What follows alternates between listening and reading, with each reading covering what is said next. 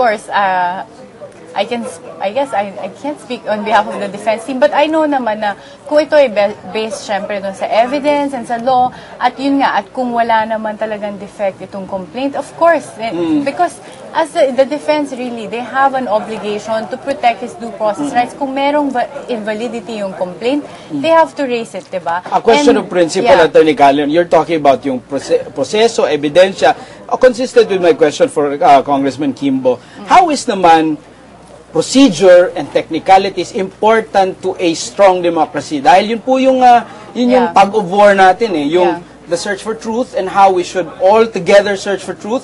While on the other hand, you're also saying, but you have to observe technicalities and procedure. How is that important?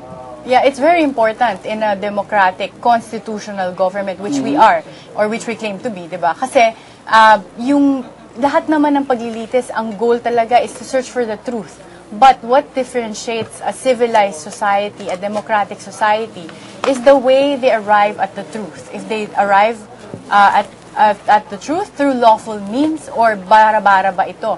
Kaya naalala ko nga dito yung mga panahon na nung nag-aaral pa ako sa Estados Unidos, pumunta ako sa Salem kung saan naging sikat sila because of their witch hunt.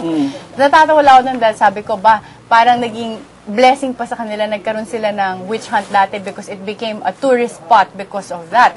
But then if you go to the museums and read the history, it's really embarrassing for them because the way they would conduct it, they would just get anyone they suspect.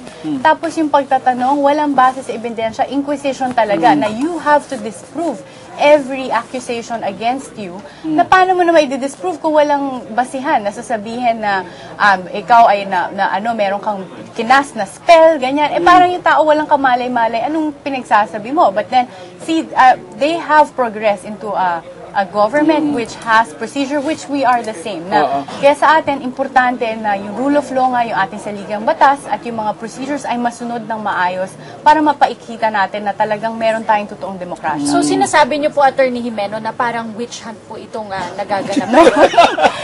But I'm just saying, pag nakikita natin na hindi nasusunod yung proseso, yun yung parang mangyayari pag tinignan ito ng mga susunod na impeachment, sasabihin na, bakit dati pinayagan naman yung ganito, pinayagan ng irrelevant evidence, ganyan, pinayagan na hindi naka-allege a complaint, pero pwede natin ibintang.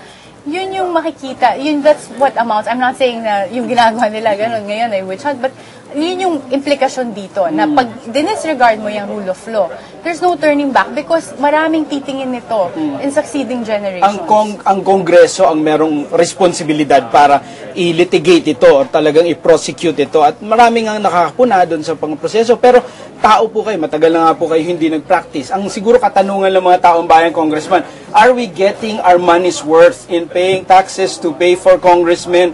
Meaning, are you giving this your all? Na yun na ba yung best ninyo with all the pagkakamali? And in addition to that, Mark, no, kasi sinasabi ng taong bayan, yung oras, tsaka yung budget din para dito sa impeachment trial nito ay taxpayers' money rin po. Well, it's a constitutional process. Sa tingin natin, importante yung usapin ng budget, pero we cannot put a price tag on accountability. Importante para sa atin yan. Are we doing our best? I think everybody's trying to do their best. Nagkataon talaga na sa simula pa lang, we've always vehemently disagreed that the way the process turned into a criminal proceeding. Maling-mali talaga. We've said that from day one. But ang pinagkaiba namin sa defense is tinatanggap namin. For whatever weaknesses it has, for whatever disagreements we had, even with yesterday's ruling, we accept it. Because it is a political process. Otherwise, if it's not a political process, this would have been placed before the magistrates of the Supreme Court. Pero hindi ito doon nilagay ito sa Senado because precisely ang gusto mo maglitis dyan ay mga taong may accountability. People who are actually elected into office and can be unelected and can be punished by the people if they made a wrong decision here. Ayaw natin ilagay po ito sa Korte Suprema o sa Court of Appeals dahil yung mga taong yan, walang accountability. That's why the impeachment is placed before the Senate. And people keep forgetting that. Ang panghuli ko na lang po is, you know, we're trying to do our best. I mean, obviously, we could do better. Mahirap din, ano? Marami sa mga kaibigan ko, I practiced law before I joined Congress. And a lot of my friends are telling me, I was in litigation for quite some time, are telling me, we should be doing this, doing that. Sa totoo lang, when you get there, it's a different atmosphere altogether. Mahirap din talaga, kahit yung mga seasoned lawyers, from time to time nagfa-fumble pagdating doon. Congressman, itong hindi maintindihan siguro ng ating mga kababayan when we say na wala kayong panahon na ihanda itong mga witness na ito. Siguro sa mga abogado, alam naman natin hindi nyo talaga yan mga testigo. These are talagang professionals doing their function and you subpoena them to testify for you. Gaano kahirap po yun? Ano po yung challenge involved para maintindihan ng kababayan natin? Mahirap ihanda isang testigo. Halimbawa yung clerk of court ng Supreme Court. First time namin nakita ang anino niya buong buhay. Ngayon lang namin nakita, hindi namin alam kung anong gagawin niya, anong sasabihin niya. Pero importante at critical yung mga SALN na matagal na tinatago ng Korte Suprema ay para mailabas namin. So, paano mo hihingin sa isang testigo na nagsabi na kaagad sa'yo, ay hindi ko po madadala yung mga SALN dahil pinagbabawalan po ako ng Korte Suprema. How do you get around that? In fact, that's the only reason why nailabas siya dahil sa pagtatanong na nga ng mga senator judges. Dahil under pressure, bigla na lang niya vinolunteer yung SALN. Yung mga sa mga bangko, hindi namin sila makausap kaagad dahil sila yung reluctant at ang kanila lang po, kung nakausap man sila beforehand, is they would always say, we will just show up and bahala na what happens. Doon na dito na magkikita. Opo, hindi tulad ng sa korte na sa atin, kinakausap natin ng testigo, meron tayong Q&A, sinusulat natin yun, pinapamemorya natin. Alam mo, sa korte pa nga, pinapabasa minsan pinapayagan yun di ba? Congressman Kimbo, meron na namang isang impeachment case dito sa Kongreso. Sila na muna bahala dyan. Ano ba ang latest dito? Gusto lang namin malaman.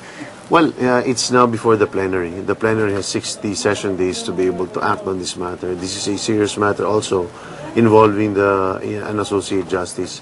I will not in any way prejudge the case because it's a matter that still needs to be discussed before the plenary. Attorney Karen, last question. Beyond what is allowed for defense counsel, yung technical objections on procedure, and what is within your prerogative as defense lawyers, can you honestly tell our fellow Filipinos na hindi niyo minomanipula ang mga testigo, hindi kayo gumagapang, at you're allowing the truth to come out?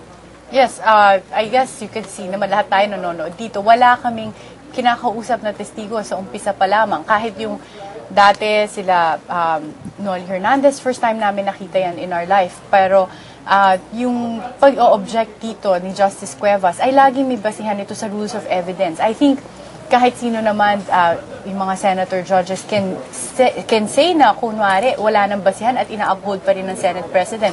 They have a lot of credibility. Ito yung mga abogado, seasoned litigators, si Senate President Enrile, Justice Cuevas, Senator Miriam Defensor Santiago. So, there's always a basis naman sa ating batas And I think, to be fair then to our prosecutors, dahil nga karamihan sa kanila, yung mga congressmen, they haven't been appearing in court, kaya siguro medyo out of practice na yung mga kayong pagtatanong. To be fair lang din naman. Kaya si Justice Cuevas, ilang dekada na yung abogado, diba? At sanay na sanay siya, kaya yung mga grounds for objection, automatic na sa kanya, alam niya agad. So, dun siguro nagkakatalo, but then, really in good faith naman, hindi naman yan mag-o-object ng walang basihan Okay. Maraming salamat po, Attorney Jimeno and Congressman Kimbo. Bukas po muli, hihingin namin ang inyong mga updates at mga opinion ninyo dito sa pangyayari, dito sa pagliliti. Samantala, tingnan po natin ang tanong ng bayan.